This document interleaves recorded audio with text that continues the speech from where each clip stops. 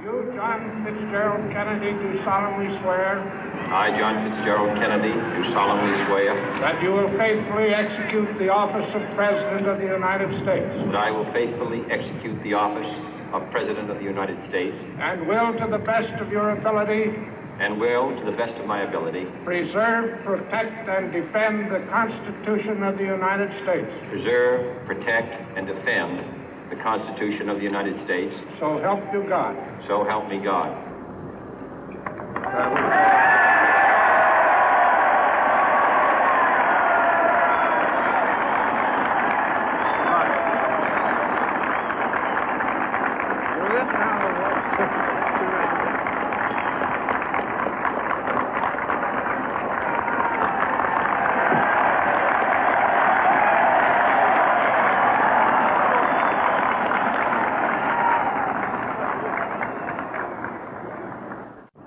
Vice President Johnson, Mr. Speaker, Mr. Chief Justice, President Eisenhower, Vice President Nixon, President Truman, Reverend clergy, fellow citizens. We observe today not a victory of party, but a celebration of freedom, symbolizing an end as well as a beginning, signifying renewal as well as change. For I have sworn before you and Almighty God the same solemn oath our forebears prescribed nearly a century and 3/4 ago. The world is very different now, for man holds in his mortal hands the power to abolish all forms of human poverty and all forms of human life. And yet the same revolutionary beliefs for which our forebears fought are still at issue around the globe. The belief that the rights of man come not from the generosity of the state, but from the hand of God. We dare not forget today that we are the heirs of that first revolution. Let the word go forth from this time and place to friend and foe alike that the torch has been passed to a new generation of Americans born in this century, tempered by war, disciplined by a hard and bitter peace, proud of our ancient heritage, and unwilling to witness or permit the slow undoing of those human rights to which this nation has always been committed and to which we are committed today at home and around the world.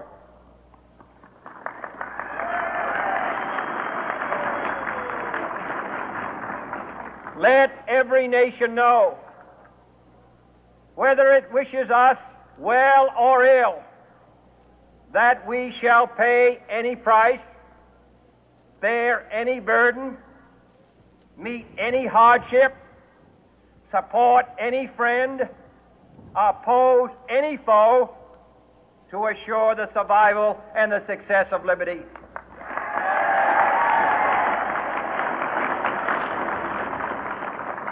This much we pledge and more. To those old allies whose cultural and spiritual origins we share, we pledge the loyalty of faithful friends. United, there is little we cannot do in a host of cooperative ventures. Divided, there is little we can do, for we dare not meet a powerful challenge at odds and split asunder. To those new states whom we welcome to the ranks of the free, we pledge our word that one form of colonial control shall not have passed away, merely to be replaced by a far more iron tyranny. We shall not always expect to find them supporting our view, but we shall always hope to find them strongly supporting their own freedom, and to remember that in the past, those who foolishly sought power by riding the back of the tiger ended up inside.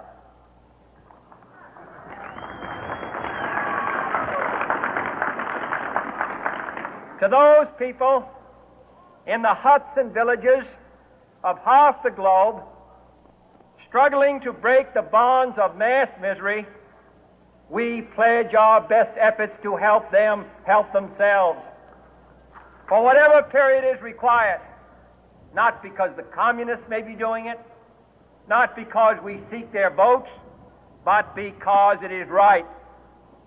If a free society cannot help the many who are poor, it cannot save the few who are rich.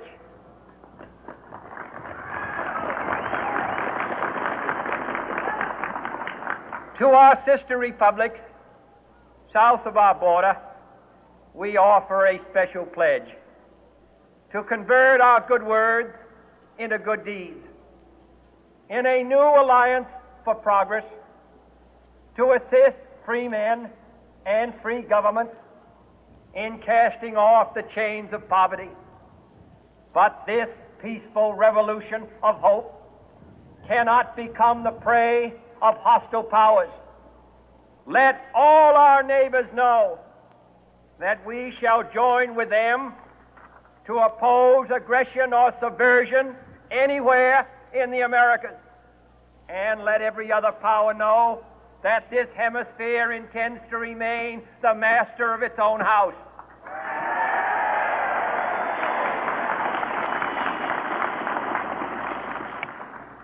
To that World Assembly of Sovereign States, the United Nations, our last best hope, in an age where the instruments of war have far outpaced the instruments of peace, we renew our pledge of support to prevent it from becoming merely a forum for invective, to strengthen its shield of the new and the weak, and to enlarge the area in which its writ may run.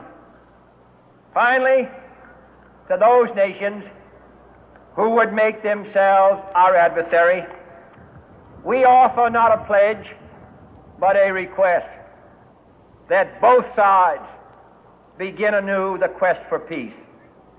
Before the dark powers of destruction, unleashed by science, engulf all humanity in planned or accidental self-destruction, we dare not tempt them with weakness, for only when our arms are sufficient beyond doubt can we be certain beyond doubt that they will never be employed. But neither can two great and powerful groups of nations take comfort from our present course, both sides overburdened by the cost of modern weapons, both rightly alarmed by the steady spread of the deadly atom, yet both racing to alter that uncertain balance of terror that stays the hand of mankind's final war. So let us begin anew, remembering on both sides that civility is not a sign of weakness, and sincerity is always subject to proof. Let us never negotiate out of fear, but let us never fear to negotiate.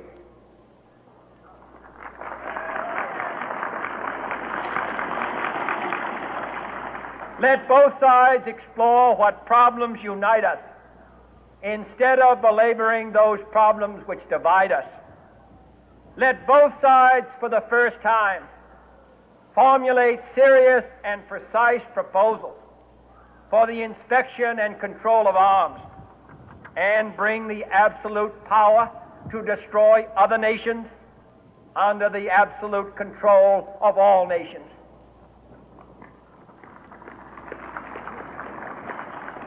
Let both sides seek to invoke the wonders of science instead of its terrors.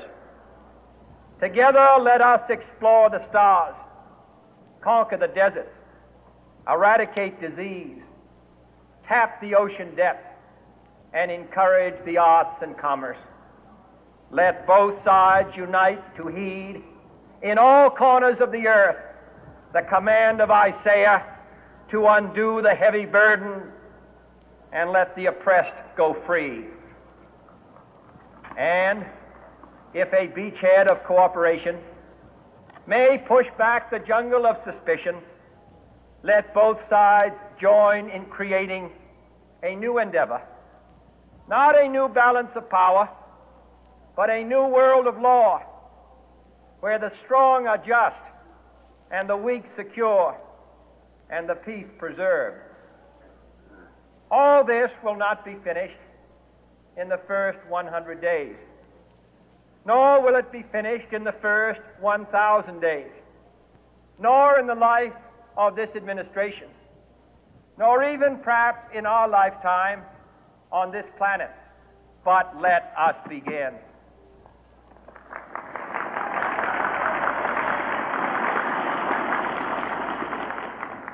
In your hands, my fellow citizens, more than mine, will rest the final success or failure of our course. Since this country was founded, each generation of Americans has been summoned to give testimony to its national loyalty. The graves of young Americans who answered the call to service surround the globe.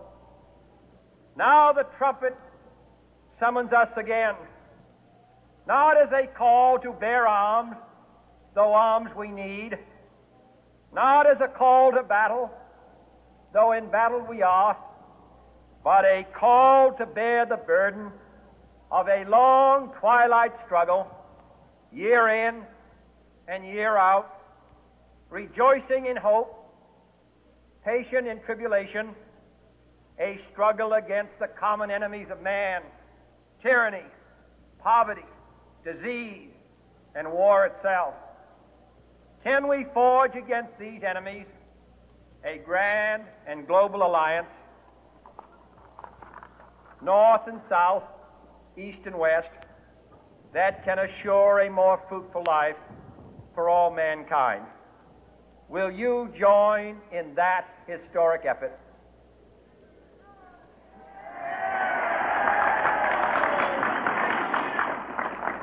In the long history of the world, only a few generations have been granted the role of defending freedom in its hour of maximum danger.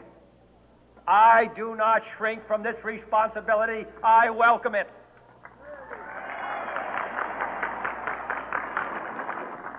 I do not believe that any of us would exchange places with any other people or any other generation. The energy, the faith, the devotion which we bring to this endeavor will light our country and all who serve it. And the glow from that fire can truly light the world. And so, my fellow Americans, ask not what your country can do for you, ask what you can do for your country.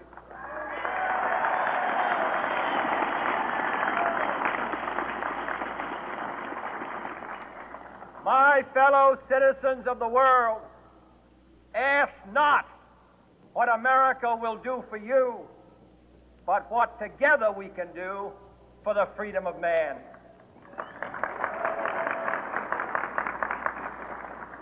Finally, whether you are citizens of America or citizens of the world, ask of us here the same high standards of strength and sacrifice which we ask of you.